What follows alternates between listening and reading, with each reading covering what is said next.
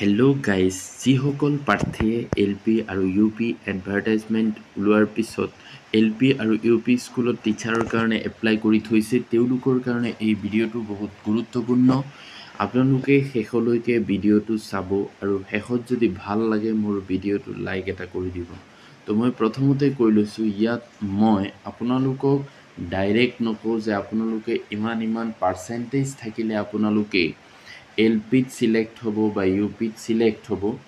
আপোনালোকক মই ইয়াত কেলকুলেশ্যন কৰি দেখুৱাই দিম যে আপোনালোকৰ পাৰ্চেণ্টেজটো কিমান হ'লে ক'ত কিমান পালে আপোনালোকৰ টোটেল যিটো পাৰ্চেণ্টেজ ওলাব সেইটো কেনেকৈ বাঢ়ে মই সম্পূৰ্ণ কেলকুলেশ্যনৰ সৈতে দেখুৱাম। আপোনালোকৰ মনতে লাগি থকা দুদৰ মুদৰ বা আপুনি পাবনে নাই সম্পূৰ্ণ কথা আপুনি নিজে বুজি পাব। সেইকাৰণে আপুনি শেষলৈকে ভিডিঅ'টো ভালকৈ চাব। ইতিমধ্যে আমাৰ অসমৰ মাননীয় শিক্ষামন্ত্ৰী মহোদয়ে যিহেতু কৈছে জুলাই মাহৰ পৰা এই ৰিক্ৰুইটমেণ্ট প্ৰচেছবিলাক আৰম্ভ হ'ব, গতিকে আপোনালোকে মনতে সাহস ৰাখিব যে এপইণ্টমেণ্টখিনি অতি সোনকালেই হ'ব। তো বলক ভিডিঅ'টো আৰম্ভ কৰোঁ।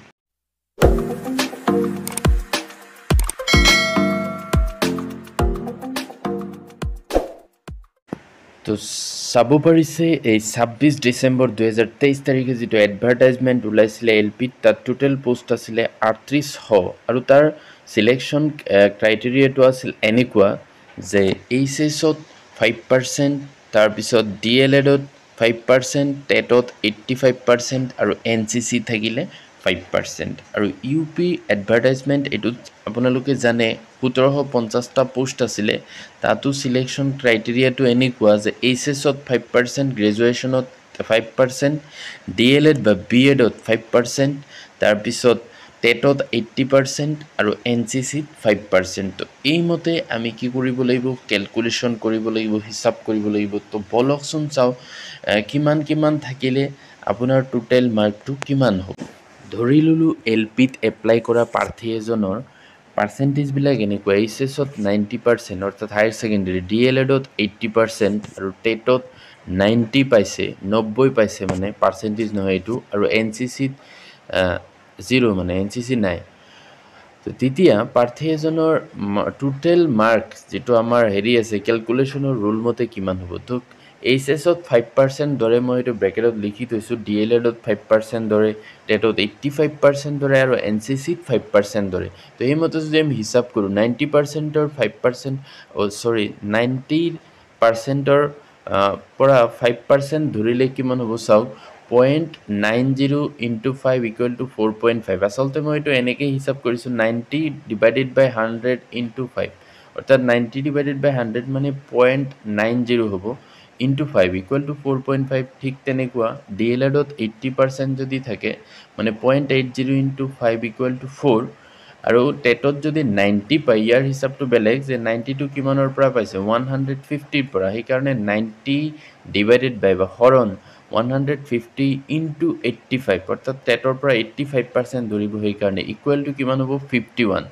তো সেই প্ৰাৰ্থীজনৰ আপুনি চাব টোটেল মাৰ্কটো কিমান হয়, 59.5। এতিয়া আৰু আন এজন প্ৰাৰ্থী যদি লওঁ, আমি চাওঁ, ধৰি ল'লোঁ তেওঁৰ এইচএছ আৰু DLEDত পাৰ্চেণ্টেজ কম কিন্তু টেটত বেছি মাৰ্ক পাইছে, তেওঁৰ কেনেকৈ হ'ব চাওক। যদি এইচএছত 70% থাকে তো 0.70 × 5 = 3.5 হ'ব, আৰু যদি DLEDত 70% থাকে অৰ্থাৎ 0.70 × 5 = 3.5। ধৰোঁ টেটত যদি 120 পাইছে তেতিয়া তেওঁৰ টেটৰ মাৰ্কটো কিমান হ'ব, 120 / 150 × 85 = 68, অৰ্থাৎ টোটেল তেওঁৰ হৈ যাব 75।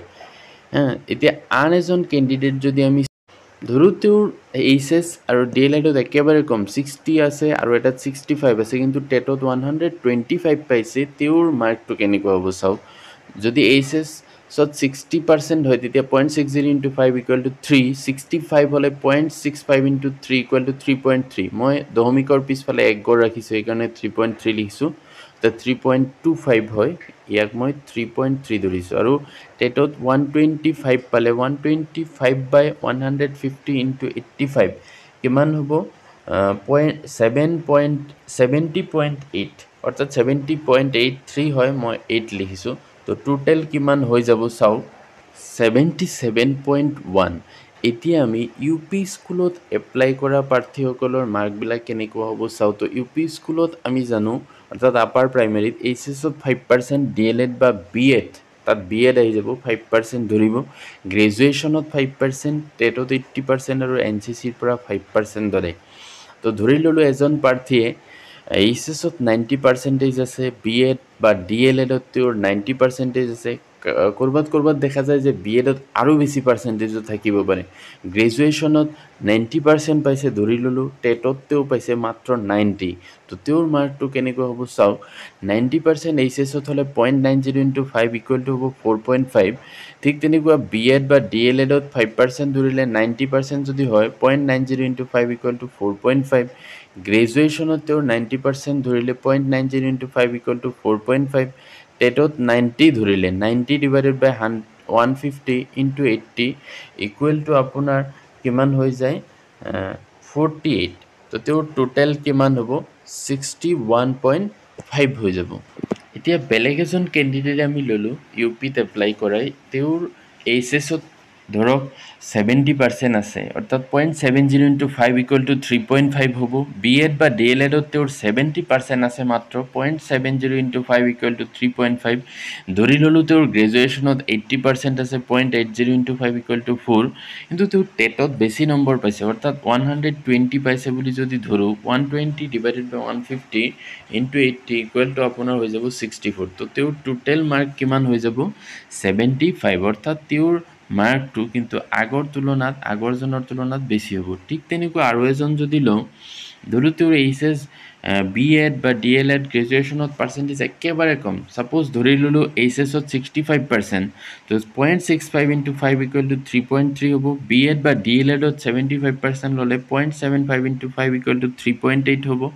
গ্ৰেজুৱেশ্যনত 65% হ'লে 0.65 ইনটু 5 ইকুৱেল টু 3.3 হ'ব। আৰু টেটত 80% ল'লে 125 যদি ধৰোঁ, 125 divided by 150 into 80 equal to 66.7। একগড় দশমিক ধৰিছোঁ এইকাৰণে। তো তেওঁৰ টোটেল হৈ যাব 77.1।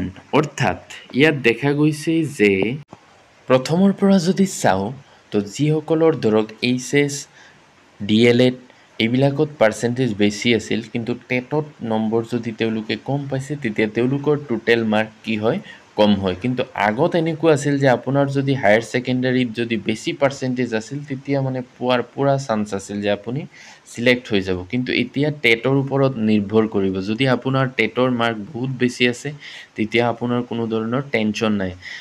ধৰক ইয়াত যে মই কেলকুলেশ্যন কৰিছোঁ, প্ৰথম যিটো আছিলে তেওঁলোকৰ এইচএছ DLEডত পাৰ্চেণ্টেজ বেছি আছিল, কিন্তু টেটত কম আছিল, গতিকে তেওঁৰ টোটেল মাৰ্ক 59.5 হৈছিলে।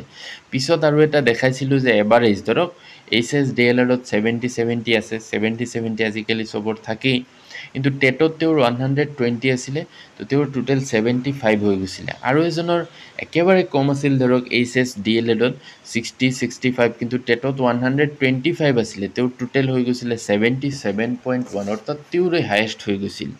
তো ঠিক তেনেকুৱা ধৰক ইউপিৰ ক্ষেত্ৰতো দেখাইছিলোঁ যে এজনৰ ধৰক 90% আছে এইচএছ BA বা DLEড বা BEডত, কিন্তু টেটত তেওঁৰ 90 আছে, তো তেওঁৰ টোটেল হৈছিলে 61.5। আৰু এজনৰ ধৰক এইচএছ BA আৰু DLEডত আছিলে 80%, কিন্তু টেটত 120 পাইছিলে, তেওঁৰ টোটেল হৈ গৈছিল 75। আৰু এজনৰ দেখাইছিলোঁ যে এইচএছ BA এইবিলাকত একেবাৰে কম 65কৈ আছে, DLEড বা BEডত 75% আছে, কিন্তু টেটত তেওঁ 125 পাইছিলে, তেওঁৰ হৈ গৈছিলে 77.1। অৰ্থাৎ দুয়োটা ক্ষেত্ৰতে মই দেখাইছোঁ যে আপোনালোকৰ কেনেকৈ ধৰক এইচএছ BA DLEড BEড এইবিলাকত যদি পাৰ্চেণ্টেজ কম থাকে, তথাপিও কেনেকৈ আপোনালোকে মানে পোৱাৰ চান্স আছে এইবাৰ। গতিকে যিসকলৰ টেটৰ মাৰ্ক বেছি, তেওঁলোকৰ কোনো ধৰণৰ টেনশ্যন নাই। কিন্তু তথাপিও কোনেও টেনশ্যন নকৰিব, সকলোৱে পাব চাগে। মানে কিয় হয় যে LPত ধৰক বিশেষকৈ পোষ্ট অলপ বেছি থাকে, আৰু এইবাৰ যিহেতু আপোনাৰ NIOS DLEড নাই, তো ODL বা ৰেগুলাৰ DLEড কৰা মানুহৰ সংখ্যা হয়তো খুব কমেই আছে, ইমান বেছি থাকিব নালাগে। গতিকে আপোনালোকে LPত যিসকলে এপ্লাই কৰিছে, যদি টেটত অলপ মাৰ্ক আছে, তেতিয়া আপোনাৰ কোনো ধৰণৰ টেনশ্যন নাই, প্ৰায় সকলোৱে পাই যাব। যিহেতু 3800 আছে, হয়তো আৰু বঢ়াবও পাৰে, যিহেতু এতিয়া আৰু খালী হৈ আছে। যদি এইটো কৰিজেণ্ডাম এটা ওলাই আৰু বঢ়াই দিয়ে তেতিয়াতো আৰু ভাল।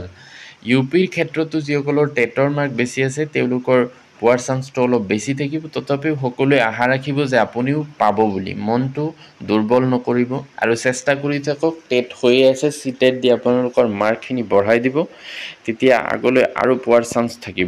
তো এইখিনি আছিলে গুৰুত্বপূৰ্ণ ইনফৰমেশ্যন। এনেকুৱা ইনফৰমেশ্যন আৰু আগলৈ পাই থাকিবলৈ মোৰ চেনেল